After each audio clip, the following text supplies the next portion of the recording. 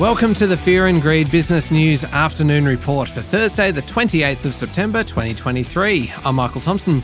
Every afternoon, we've got the 5 stories that happened today that you need to know about, so let's jump into it. Story number 1, the S&P ASX 200 closed down 0.1% today to 7,025 points after recovering from some morning losses. In terms of sectors, the best performers were energy and resources. Woodside Energy was up 2.9% and Santos was up 3.8%. WTI crude has hit new one-year highs, and this surging oil price alongside higher bond yields has pushed the Aussie dollar to 63.4 US cents, which is a low for this year so far. Whitehaven Coal was a top performer today, up 6.1%. Gold and consumer discretionary suffered the biggest falls following a slump in retail spending data. Just quickly, Lithium Power International was up 34.6% today, following a Chilean government-owned corporation announcing that it is undertaking due diligence on the business for a possible takeover.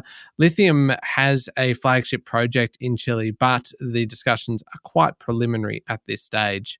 On to story number 2 now. Former Prime Minister Julia Gillard, who you've got to say is probably one of our quieter ex-PMs, has supported the Yes campaign for the Indigenous voice to Parliament. She was in Australia House in London this morning, backing the campaign where she reflected on the issues of racism and exclusion and how they impact First Nations people.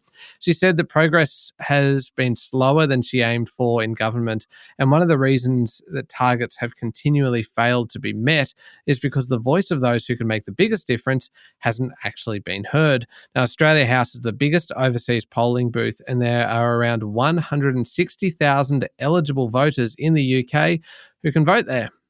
Story number 3, the jobs market slid a little in August with new vacancy data from the Australian Bureau of Statistics showing a 9% fall since May. It works out to be about 38,000 fewer jobs being advertised in the space of 3 months, with 390,000 vacancies, and it's an 18% decline since the peak in May 2022. It's the 5th quarter of easing demand for workers, suggesting that the sharp skills shortage is easing, and it coincides with a slight rise in the unemployment rate.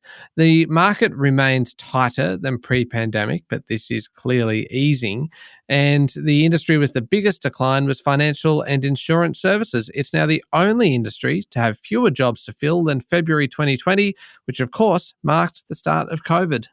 Story number 4, the Australian Taxation Office has paid Nuix a visit in Sydney as part of its investigation into the software company's 2020 IPO. The Financial Review has reported that ATO officials took the step of sending officials in person to the headquarters for Nuix as they try to determine whether the business inappropriately claimed for R&D tax benefits ahead of listing. It must be, you would imagine, quite a tense time for employees.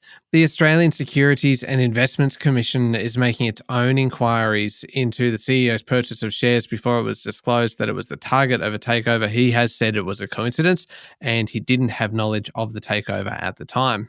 And finally, story number 5, pandas are perhaps the latest victims of the frosty China-US relations. The only 3 pandas in Washington, D.C.'s National Zoo are being returned to their owner, China, by December. It is the end of a 3-year deal between the countries, and 3 other US zoos in Atlanta, San Diego, and Memphis have either returned the pandas or are due to before the end of the year. Now, zoos across the world do deals with China to lease their pandas. It's unclear of how much of this is politics, with China and the US saying it's not.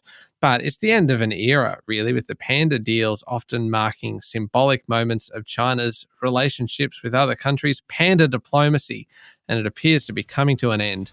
That's it for the afternoon report for Thursday, the 28th of September 2023. Don't forget to hit follow on the podcast and find Fear and Greed on LinkedIn, Instagram, X, and Facebook.